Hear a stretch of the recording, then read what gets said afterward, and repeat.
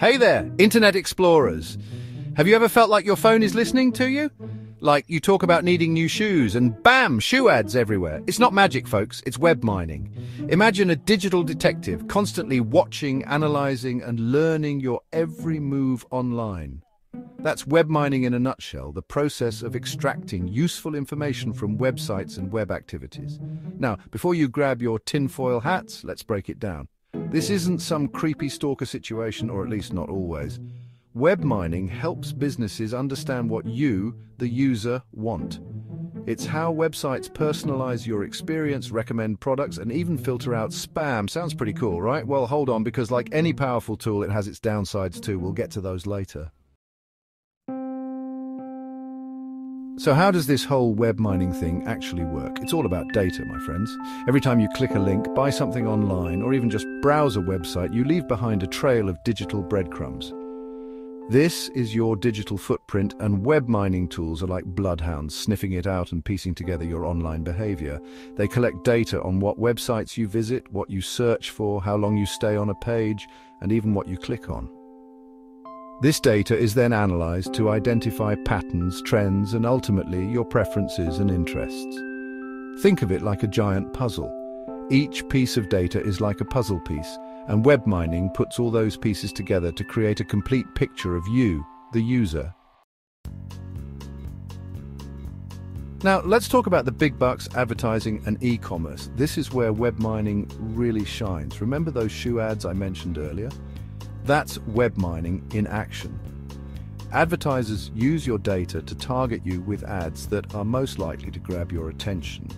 So if you've been browsing for sneakers online, don't be surprised to see ads for the latest kicks popping up on your social media feed. E-commerce websites use web mining to recommend products you might like, offer personalized discounts, and even predict what you'll buy next. It's all about making your shopping experience as smooth and tailored as possible. But hey, it's not just about selling you stuff. Web mining also helps businesses improve their websites, making them more user-friendly and efficient. Let's move on to the land of likes, shares, and follows social media. Web mining is the engine that drives social media platforms. It analyzes your interactions with friends, the groups you join, and even the content you engage with. This data is then used to personalize your newsfeed, recommend new connections, and even target you with those oh-so-relevant ads.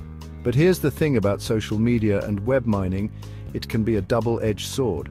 On one hand, it connects you with people and information you might never have found otherwise. On the other hand, it can create echo chambers where you're only exposed to information that confirms your existing beliefs. It's all about being aware of how your data is being used and taking steps to protect your privacy. Navigating the benefits and risks of web mining. Web mining is a powerful tool with the potential to both benefit and harm us. It's up to us to find the right balance, to embrace the convenience and personalization it offers, while also safeguarding our privacy and demanding ethical practices. We need to be informed consumers, asking questions about how our data is being used and making conscious choices about what information we share online. We also need to support companies that prioritize privacy and transparency and hold those who violate our trust accountable. Hello everyone. Today we will explore web mining, the process of analyzing data to uncover patterns, trends, and insights. What is web mining? Web mining is the process of extracting valuable information and insights from web-based data. From e-commerce to social media, web mining helps us understand user behavior, predict trends, and improve our digital experiences. There are three types of web mining. The first one is web content mining, web structure mining, and the last one is web usage mining. Types of web mining. The first one is web content mining, no? So ano nga ba ang web content mining? Ang web content mining is analyze the content of web pages na nag-include siya ng text, images, text, audio, and video. And may techniques din siya like text mining and sentiment analysis to find patterns and trends. So, for example natin dito is yung analyzing customer reviews, no? To gauge sentiment or identifying keywords to improve yung search engine optimization nila. Then, the next one is web structure mining. Si web structure mining naman, siya is nag-examine siya ng structure of websites natin and nagpo-focus siya sa relationship between pages, no? Through link patterns, graph analysis. So, gamit siya to understand yung both pages na nag-interconnected sila. Then this can help improve our search ranking, no? Navigation and internal linking strategies. Then the last one is web usage mining. Yung web usage mining naman is nagpo-focus siya on understanding how users interact with website, no? Dito na lang sasabihin natin yung server logs, cookies, or yung clickstream data, no? This data reveals user behavior preferences and navigation patterns. Siya yung nag-help ng ating companies personalize user experience, then para ma-improve na rin yung website design natin. Ang web mining ay pag-extract ng information kapag ikaw ay nakiklik ng link, nanonood ng videos, at nagbabrowse ng content sa web.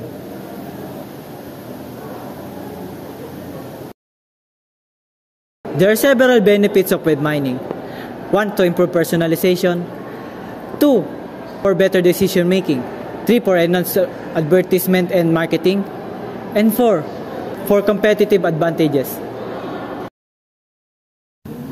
Paano nga ba nangyayari ang web mining? Una, data collection. Ang data collection ay ang pagkuha ng datos mula sa weblogs, HTML contents, cookies at social media. Ang mga data na ito madalas ay unstructured, kaya nangangailangan ito ng maayos na pag-process. Ngayong nalaman niyo na kung paano mag-collect ng data sa web mining, ngayon naman, paano pinaprocess ang data? Ang data processing naman ay nililinis at inaayos ang mga data para tanggalin ang mga noises o yung mga meaningless data sa isang dataset, yung mga duplicates and yung mga hindi mahalagang detalye upang tiyakin na handa na ito para sa analysis. Ngayong na-process na ang data, mangyayari na ang data analysis. Ang data analysis ay gumagamit ng mga techniques tulad ng clustering para pagsamasamahin ang mga magkakatulad na data. Classification naman para hatiin ang mga data per category. At paghahanap ng relationship para ma-identify ang connection between information. At last ay ang sentiment analysis para naman alamin ang mga emosyon o opinion mula sa data. Ngayon natapos na ang data analysis, dito na ipepresent ang data interpretation. Ang nakuhang information ay ginagamit for various application tulad ng pag-optimize ng website, pagbibigay ng personalized recommendations, at paggawa ng targeted marketing campaigns. Saan nga ba na-apply ang web mining? Una, search engine optimization. Ina-enhance nito ang search engine rankings by understanding content relevance and website structure. For example na lang nito is yung using keyword analysis like to optimize page content for relevant search items. Next naman is product recommendation. Yung product recommendation naman is recommending item based on browsing history or yung purchase history naman. To boost sales. For example na lang nito is yung suggesting similar items or products based on past purchase or browsing history. Next naman is targeted advertising. So, ito naman is yung pag-deliver ng ads relevant to user interest and behaviors. Example naman nito is yung pag-show ng ads for outdoor gears to users who have previously searched for hiking trails. Last is customer sentiment analysis. Ito naman is yung pag-analyze ng customer feedback to understand public opinions based on the product and services they use. And example na lang nito is yung pag-track ng online reviews or social media posts to identify trends and improve product offerings. Like any other powerful tools, web mining has its own benefits and challenges or pros and cons. So let's start with the pros. It provides insights for targeted marketing and improved user experiences. So meaning to say, yung web mining is nakatulong siya for businesses to understand their customers. For example, sa isang online store, pwede silang mag-recommend ng products based on what users have searched for or purchased. Next naman is it enhances website functionality and SEO. So, ibig sabihin, nakakatulong yung web mining in a way na mas mapapadali yung pag-navigate natin through websites. For example, if you're looking for a specific topic, the website can analyze popular searches and organize its content better. So this way, mas mabilis nating mahahanap yung gusto nating makita online. And it supports real-time trend analysis and market research, which means it helps businesses to stay up to date sa kung ano man yung nauusong product ngayon. For example, kapag may bagong sapatos na nauuso ngayon and napansin ng ibang stores na mataas yung demand, so pwede rin silang magbenta ng product ngayon. Now, let's head to the challenges of web mining. So one of the biggest concerns is the privacy. When data is collected and analyzed, it's important to make sure that the user's personal information is protected. That is because kapag hindi na handle ng maayos yung data ng mga users, and if users are not informed, it can lead to privacy violations and loss of trust.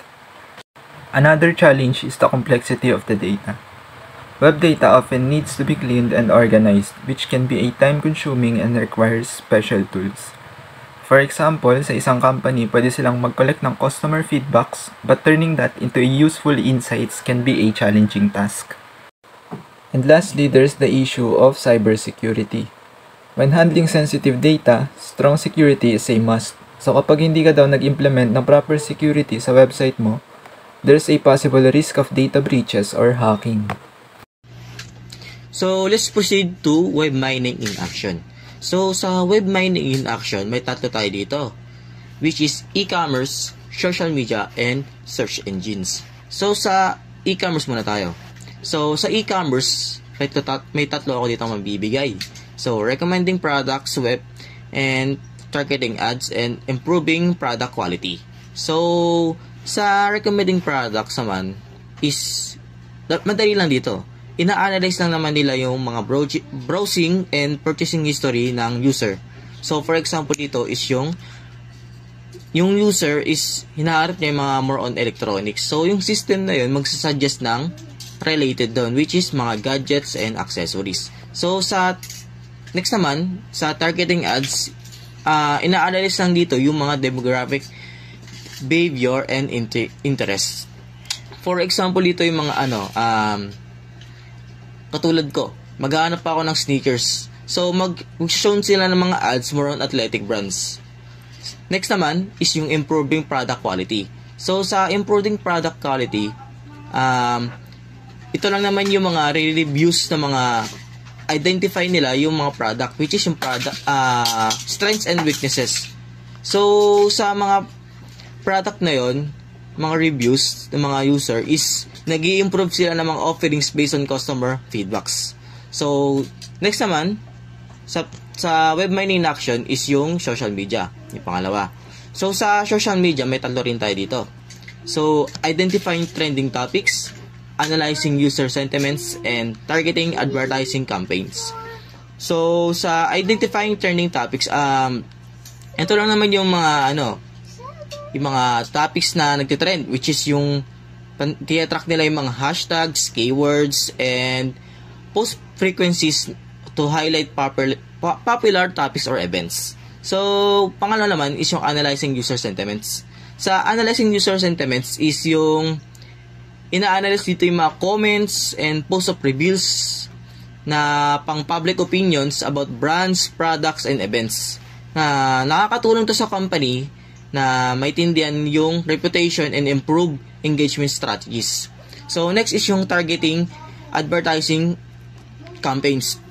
So, dito naman yung ina-analyze yung user profiles, likes and shares, and interactions na sa company, nag-create sila ng highly targeted ads that align with specific user interests and behaviors. So, last naman sa web mining in action is yung search engines.